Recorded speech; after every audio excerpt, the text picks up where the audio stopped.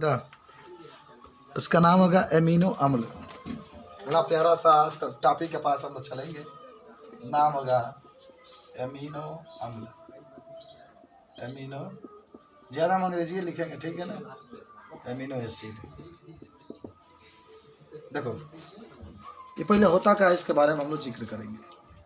पहले देखो ध्यान से, कहोगे कि एमिनो अम्ल जो होता है ये प्रोटीन का निर्माण करने में प्रमुख योगदान देता है।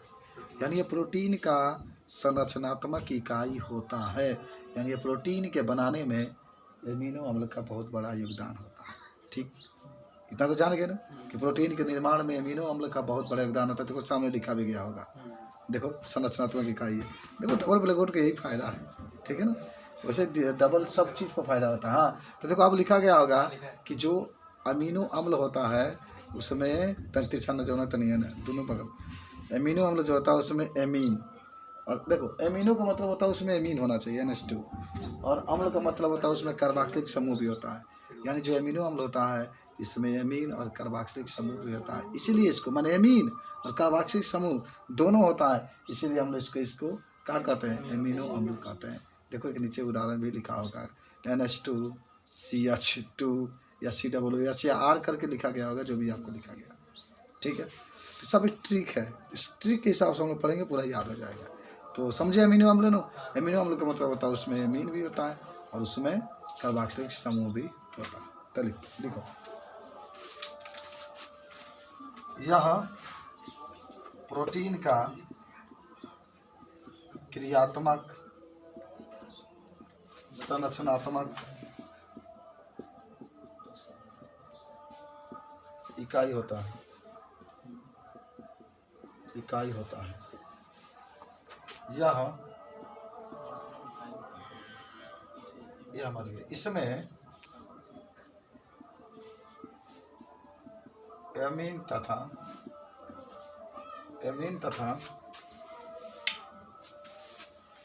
कार्बोक्सिलिक समूह दोनों उपस्थित होते हैं। एमीन तथा कार्बोक्सिलिक, एमीन का मतलब है NH2 लिख लेना, तथा कार्बोक्सिलिक जिसको आप क्या कहते हैं COOH, दोनों समूह उपस्थित होता है, दोनों समूह उपस्थित होता है, इसलिए इसे एमिनो अम्ल कहते हैं। इसलिए इसे एमिनो एसिड कहते हैं या एमिनो अम्ल कहते हैं।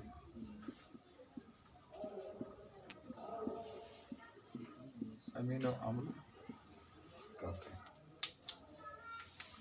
उदाहरण में क्या लिख सकते हैं, देखो प्यारा सा नन्हा सा दिल चीर के देख तेरा ही नाम। देखो NH2 CH2, इसका नाम होगा ग्लाइसिन। ट्रिक क्या है बाबू, ग्लाइसिन क्यों कह रहे हैं। ग तीसरा नंबर पर आता है, क ख ग में तीसरा नंबर पर क ख ग 3, ये नहीं होता जी, क ख ग मनिए 3 को 1 2 3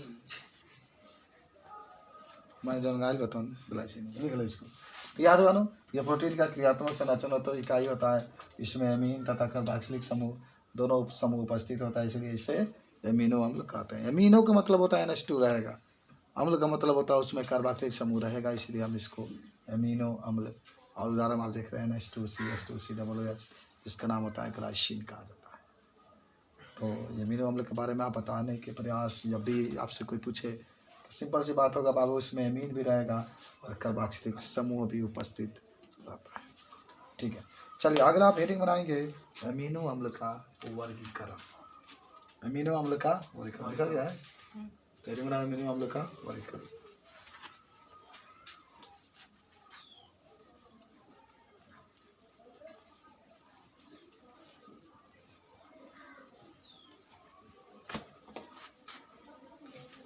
एमिनो अम्ल का वर्गीकरण। अब देखो पहले तुम लोग एक चीज बताता हूँ, एमिनो अम्ल का वर्गीकरण 3 तरीके से किया जाता है। जो एमिनो अम्ल है उसका वर्गीकरण 3 तरीके से किया जाता है। सुनो पहले ध्यान से, जब पहला समूह आप पढ़िएगा ना NH2 समूह के आधार पर, सुन लो ना 3 तरीके से। पहला NH2 समूह के आधार पर, जब NH2 समूह के आधार पर करेंगे तो इसको 3 भागों में बांटा जाता है, अल्फा एमिनो अम्ल, बीटा एमिनो अम्ल और गामा एमिनो अम्ल। अभी हम लोग इसकी जिक्र करेंगे। आप पढ़े भी होंगे, भेजे थे आप लोग के सामने पढ़ने के लिए, पढ़े थे आप लोग।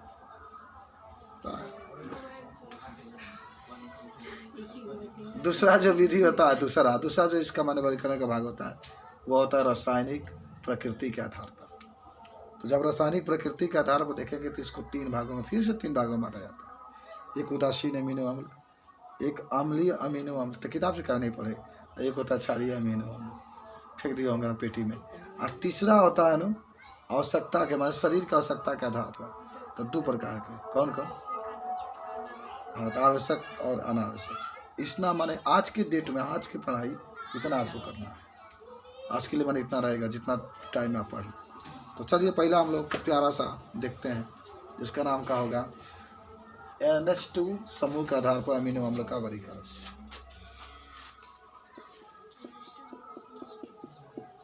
NH2 ग्रुप या समूह के आधार पर अमीनो अम्ल का वर्गीकरण। अमीनो अम्ल का वर्गीकरण किसके आधार पर? NH2 समूह के आधार पर अमीनो अम्ल का। पहले समझो, हम बताते हैं कुछ बात, एकदम ध्यान से समझना और कान में से उतार दो, इतना ठंडा हो जाएगा,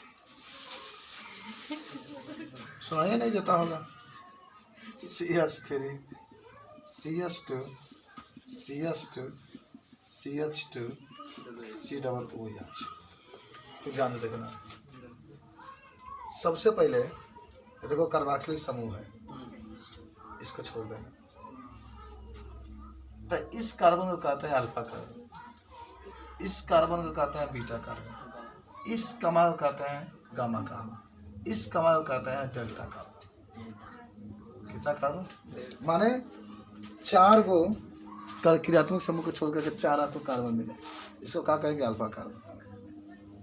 इसके साथ जो हाइड्रोजन जुड़ा होगा अल्फा हाइड्रोजन, इसको क्या कहोगे? Beta carbon. इसके साथ जितने हाइड्रोजन जुड़ा होगा सब बीटा हाइड्रोजन।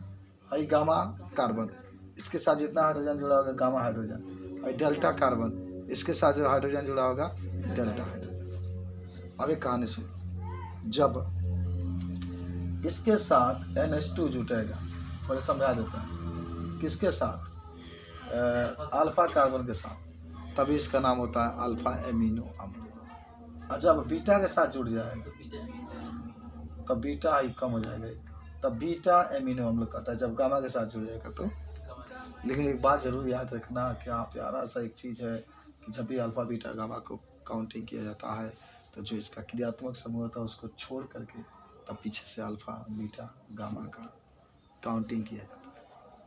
तो सीखे कि एक बार और बताएं, क्रियात्मक समूह को छोड़ दो, उसके बाद वाला अल्फा, उसके बाद वाला बीटा, उसके बाद वाला गामा, उसके बाद वाला, लेकिन तीनों को आपको बस लेना है, अल्फा बीटा गामा डेल्टा आपको नहीं लेना।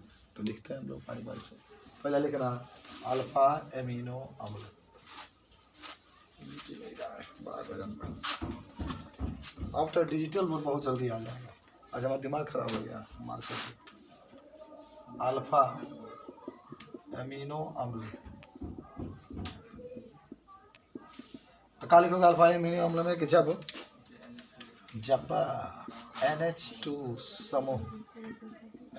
समूह किसके साथ जुड़ा हो? अल्फा कार्बन से जुड़ा हो तो उसे अल्फा एमिनो अम्ल कहते हैं। याद हुआ कि नहीं हुआ बताओ? सुनना ध्यान से। उदाहरण, मान लो CH2 है तो CH लिखाएगा, इसके साथ NH2 है, इसका नाम हो गया COOH, और इसके साथ R दे दिया तो अल्फा हो गया। तो इसका नाम होगा ना alpha amino acid, alpha amino acid. अब देखो एक और कहानी, एकदम पहले ब्लैकबोर्ड पर देखो तब लिखना, पहले ब्लैकबोर्ड पर देखो तब लिखना। आर के जगह पर एच रखो, एच तो सी एच, यहाँ पे NH2COOH, इसका नाम बोलो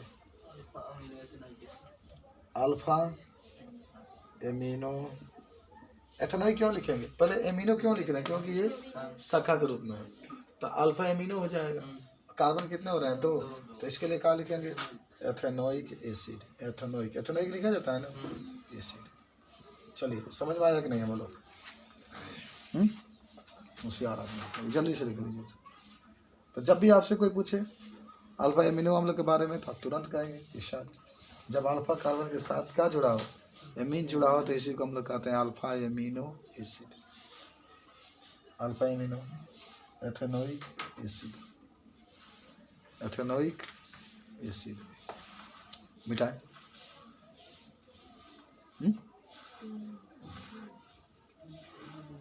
अब एक हेडिंग बना लो, बीटा एमिनो अम्ल, बीटा एमिनो अम्ल।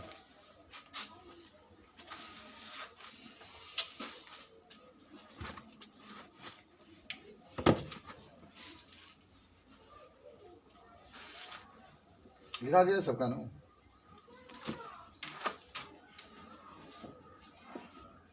Beta amino. अब मन से लिख लो, गामा वाला अपना मन से लिख लो, बीटा एमिनो अम्ल।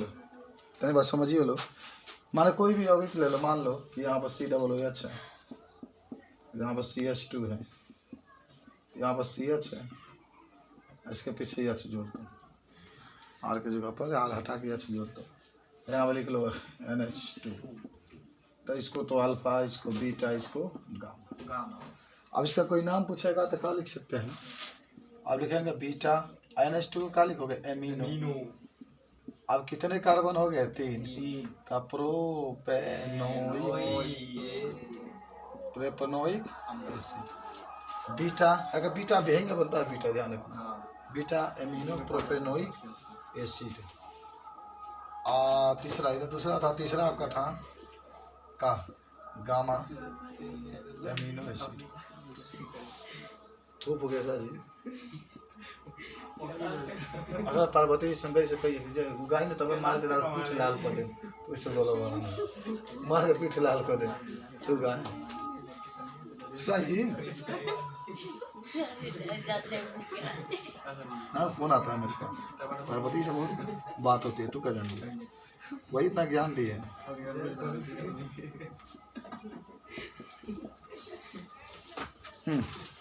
सुनो, ये क्या है ना, ये अल्फा, ये बीटा, ये गामा। तो गामा हो गया, तो इसका नाम क्या होगा, गामा एमिनो ब्यूटेनोइक एसिड। कौन कहता है तुम लोग कमजोर है जी, कौन कहता है, गामा एमिनो ब्यूटेनोइक एसिड। हो गया, लिखा गया, गामा ब्यूटेनोइक एसिड। अब एक हेडिंग बना लो, रासायनिक प्रकृति के आधार पर ना, 3 प्रकार का डेल्टा नहीं आता। रासायनिक प्रकृति के आधार पर एमिनो अम्ल का वर्गीकरण। लोग इतना पढ़ाया जाता है, उतना चीज लिखा है, उतना लिख देते हैं ब्लैक बोर्ड पर, वो लिखते हैं तो हम खाना खा कर चले जाते हैं।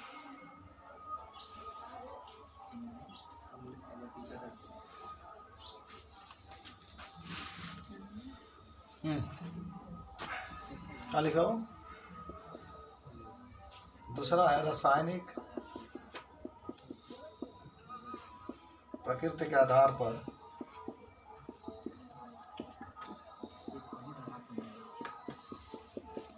अमीनो अम्ल का वर्गीकरण। देखो, रासायनिक प्रकृति के आधार पर जो अमीनो अम्ल होता है 3 प्रकार का होता है। एक होता है उदासीन, एक होता है अम्लीय और एक होता है क्षारीय। हाँ, तो एक चीज़ जरूर आप जानिएगा, यहाँ पर थोड़ा सा पीछे भूल गए थे, देखो यहाँ पर लिखा भी गया होगा कहीं, यहाँ पर देखो, यहाँ पर कि कहीं अगर NH2 समूह आ जाए ना, इसको हम लोग कहते हैं क्षारीय। ये अमीनो समूह किसको दर्शाता है, ये क्षारीय को दर्शाता है। और COOH होगा तो वह होता है अम्लीय। ऑप्शन सुनो, तुम पढ़ो, ये बात करने से मजा नहीं आता हो ना, आदमी एकदम ध्यान इधर से चला जाता है ना। अरे तेरा ध्यान किधर है, तेरा मास्टर इधर है। दसीन अमीनो, दसीन अम्लीय और क्षारीय। हाँ, पहले उदासीन देख लेते हैं। देखो, अच्छा उदासीन का रूल क्या होता है, जितना प्लस उतना माइनस। तो इसमें क्या होगा ना, एमीन समूह यानी NH2 समूह और COOH कार्बोक्सिल समूह दोनों बराबर की संख्या में, दोनों बराबर की संख्या में होते हैं। तो उसी को हम लोग क्या कहते हैं, उदासीन अमीनो। पहले समझो, काफी उठा लिया अभी। जब एमीन और कार्बोक्सिलिक दोनों की संख्या क्या होती है, बराबर होती है। इसका सबसे शानदार उदाहरण बता सकते हो, ग्लाइसिन। इसका उदाहरण क्या है, ग्लाइसिन। तो समझ लेते हो, अपना मन से लिखना, ग्लाइसिन, ग्लाइसिन, ग्लाइसिन जिसका सूत्र होता है NH2 CH2। देखो इसमें एक कार्बोक्सिलिक समूह है, यानी एक आपका COOH और एक आपका NH2। तो जब NH2 यानी एमीन समूह और कार्बोक्सिलिक समूह दोनों सेम होता है, तो उसी को उदासीन एमिनो अम्ल कहते हैं। याद होगा जी, क्या कहोगे कि जब एमीन और का अब कितना भी उदाहरण बताओगे, वो बहुत बाइस में ग्लाइसिन एक नंबर का आता है, आधा नंबर परिभाषा, आधा नंबर सबसे आसान में। ग्लाइसिन में आपके गौ से शुरू होता है, गौ से शुरू होता है 3 गो में, और समझ लो तब लिखना। अब आओ, जैसे हमारे बस इतना जाने NH2 और COOH की संख्या क्या होती है, बराबर होती है। अभी लिखना मैं पहले समझो, संख्या बराबर होती है, समझो। दूसरा होता है अम्लीय अमीनो अम्ल, अम्लीय अमीनो अम्ल। अब देखो इसमें क्या होगा ना, NH2 होंगे कम, माने NH2 की संख्या होगी 1 और COOH की संख्या 2 या 2 से अधिक। अच्छा तुम मेरा दिमाग लगाओ कि जब हम लोग अम्लीय की बात करेंगे तो अम्लीय की पहचान क्या होती है, COOH होता है। COOH जिसमें आ गया समझो कार्बोक्सिलिक कम हो जाता। तो जब अम्लीय की बात करेगा तो COOH की संख्या अधिक होनी चाहिए। जब अम्लीय की बात करेगा तो COOH की संख्या अधिक होना चाहिए, NH2 की संख्या कम होना चाहिए। COOH की संख्या अधिक होना चाहिए और NH2 की संख्या क्या होना चाहिए, कम होना चाहिए। तो लिखा भी गया NH2 एक होना चाहिए, COOH की संख्या 2 या 2 से अधिक होना चाहिए। अब जैसे मान लो कि इसके उदाहरण क्या है, इसके उदाहरण क्या है, इसके उदाहरण क्या है, इसके उदाहरण हम लोग क्या लिखते हैं, क्या लिखते बताओ, तुम लोग बताओ। हाँ, NH2 CH COOH, यहाँ CH2 COOH। इसका नाम होगा 1 2 3 4 5 मानो 5 5 तो 5 का मतलब होता है। अच्छा हम तो पहले ओ आ पढ़े थे तो तनिक गड़बड़ पढ़े थे, ओ आ ई ए, हालांकि ऊ होता है, देखिए जब एक नाम लिखा जाए तो ओ आ ई ए, तो इसका नाम क्या होगा, हाँ इसका नाम होगा एस्पार्टिक एसिड, एस्पार्टिक एसिड यानी अम्ल। एक और इसका नाम होगा, बता सकते हैं आप, ये अल्फा है ना, तो देखो अल्फा एमिनो, देखो अल्फा पे एमीन जुड़ा है, अल्फा एमिनो सक्सेनिक एसिड भी होता है। अल्फा के साथ क्या जुड़ा एमिनो, तो अल्फा एमिनो सक्सेनिक एसिड समझे हो, बताओ। तो उदासीन तो याद हो गया कि बराबर की संख्या में NH2 COOH हो, तो उसको हम लोग क्या कहते हैं, उदासीन अमीनो अम्ल कहते हैं। अम्लीय की बात करेगा तो अम्लीय का मतलब होता है उसमें COOH की संख्या अधिक होना चाहिए, NH2 की संख्या कम होना चाहिए। तो दोनों परिभाषा ब्राह्मण से लेकर तब आगे हम लोग बढ़ना। क्षारीय अमीनो अम्ल में ना आप कहेंगे कि इसमें COOH जिसको अम्ल के बारे में बताता है, तो इसकी संख्या मात्र 1 होती है, जबकि NH2 जो होता है इसकी संख्या क्या होती है, अधिक होती है। कुछ बात समझ में आई मैं क्या कहा, कि इसमें जो NH2 होगा उसकी संख्या अधिक होगी, क्योंकि NH2 ही तो क्षारीय के बारे में बताता है, और COOH जो होता है वो तो अम्ल के बारे में बताता है। तो इसमें COOH की संख्या होगी 1, लेकिन जो NH2 की संख्या होगी वह तुम्हारा 2 से अधिक होगी। बात समझ रहे हो? एक तो होगा नहीं। अगर एक COOH हो जाए और एक आपका NH2 हो जाए तो आप उसको उदासीन कहेंगे। लेकिन जब क्षारीय की बात होगी तो क्षारीय में NH2 की संख्या क्या होना चाहिए? अधिक होना चाहिए, तभी तो क्षारीय कहेंगे।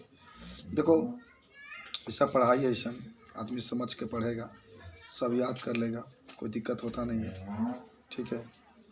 और जब भी हमारे बात आपकी होगी तो इसको आप बताने का पूरा प्रयास करेंगे कैसे इसको आप बनाएंगे। ठीक है। आइए मैं आपको बताता हूँ कि क्षारीय की संख्या कितना होना चाहिए? अधिक होना चाहिए। किससे अधिक होना चाहिए? तो 2 से अधिक होना चाहिए। तो 2 होना चाहिए, 2 से अधिक होना चाहिए। तो मैंने इसमें क्या हुआ, इसमें NH2 की संख्या अधिक होती है,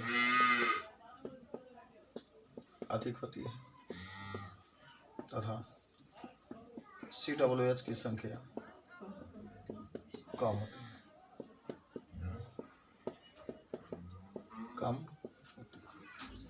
उदाहरण में क्या लिख सकते हैं बाबू? ग्लाइसिन। देखो ग्लाइसिन का सूत्र होता है लाइसिन, NH2 CH2 का 4, फिर यहाँ पर CH, फिर यहाँ पर NH2 COOH, इसका नाम होगा लाइसिन। एक चीज बता दे तुम लोग, पहले समझो। लो बहुत बड़हन बा, कॉखो का पढ़े देख, सबसे नीचे लो आता है। तो सबसे बड़का जानवर लाइसिन है। देखो ना में 4 गो है भाई, 5 गो, 6 गो, 7 गो, 8 गो समूह बा, तब आपका लाइसिन आता है। तो क्षारीय अमीनो अम्ल के बारे में आप नोट कर लीजिए। लाइसिन उदाहरण लिख लीजिए। बोले कौन दिक्कत हुआ आपको?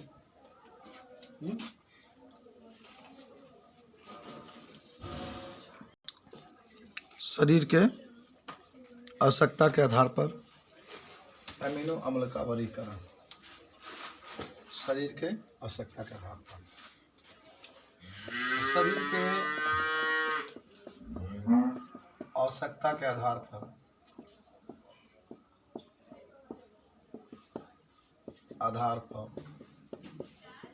अमीनो अम्ल का वर्गीकरण। देखो बाबू, बहुत ध्यान से आपको देखना है। आप इसको कितने भागों में बांट सकते हैं? एक होता है फर्स्ट आवश्यक अमीनो अम्ल, और एक होता है अनावश्यक अमीनो अम्ल। शायद लिखा भी गया होगा। देखो जब भी बात करेगा ना आवश्यक अमीनो अम्ल का, आपको याद है क्या? इसका निर्माण शरीर में नहीं होता है, खाद्य पदार्थों के माध्यम से किया होता है। एकदम सही है। जो आवश्यक अमीनो अम्ल होता है इसका निर्माण हमारे शरीर के अंदर नहीं होता है। इसका निर्माण जो हम लोग भोजन करते हैं, मछली जो खाते हैं, मीट जो खाते हैं, मुर्गा जो खाते हैं, अंडा जो खाते हैं, पनीर जो खाते हैं, दही जो खाते हैं, माने जो भी हरे साग सब्जियां खाते हैं, उसी को खाने से इसका निर्माण होता है। माने इसको बाहर से भोजन लगे तभी मिलेगा। उदाहरण में बोलो, उदाहरण में एक याद रखते तो याद या नहीं रखते। बेलिन लिख सकते हैं, ल्यूसीन लिख सकते हैं, ट्रिप्टोफेन लिख सकते हैं। ठीक है, ट्रिप्टोफेन लिख सकते हैं, तो लिख लो इसको। अभी लिखो मैं फिर समझो। बेलिन लिख सकते हैं, और एक होता है ट्रिप्टोपेन लिख सकते हैं, ट्रिप्टोपेन। और एक ल्यूसीन लिख सकते हैं। ठीक है, ट्रिप्टोफेन, एक ल्यूसीन लिख सकते हैं। ये माने जब भोजन करते हैं ना, उस भोजन से आपको ये मिलता है। कौन? आवश्यक अमीनो। एक होता है अनावश्यक अमीनो अम्ल, याद है? माने ऐसे अमीनो अम्ल जिसका निर्माण शरीर में ही हो जाता है। माने इसका उल्टा कह दो ना, और क्या? इसका निर्माण देखो कितना माने परिभाषा कैसा है, जिसको आपको चाहिए वो डायरेक्टली आपके शरीर में नहीं बनता है। आप जब भोजन करेंगे, जो भोजन ग्रहण करेंगे उससे आपको मिलेगा, और जो आपको नहीं चाहिए, जिसके शरीर में उतना आवश्यकता नहीं है, वो खुद शरीर के अंदर बन जाता है।